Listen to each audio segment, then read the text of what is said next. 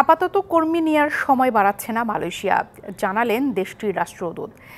আর প্রবাসী কল্যাণ প্রতিমন্ত্রী জানান, কর্মী পাঠানোয় অনিয়মে জড়িতদের প্রমাণ পেলে ব্যবস্থা নেওয়া হবে।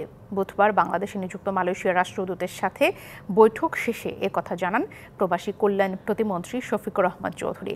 প্রতিমন্ত্রী বলেন, যাদের ভিসা আছে তাদের মালয়েশিয়া পাঠানোর জন্য আবেদন করা হয়েছে। বিএমটিএ আছে কিংবা ই ভিসা আছে, তাদের পাঠানোর ব্যবস্থা করা হবে। এছাড়া যারা ক্ষতিগ্রস্ত হয়েছেন তালিকায় নাম আসলে সবাই ক্ষতিপূরণ পাবেন।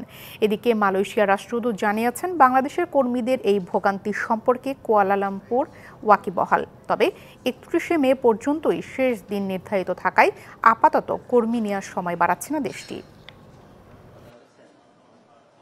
We are doing so in ensuring the uniformity. বাংলাদেশের কর্মীদের এই ভোগান্তি সম্পর্কে কুয়ালালামপুর ওয়াকিবহাল। তবে ৩১শে মে পর্যন্তই শেষ দিন নির্ধারিত থাকায় বর্তমানে সেটি পরিবর্তন করা সম্ভব নয়।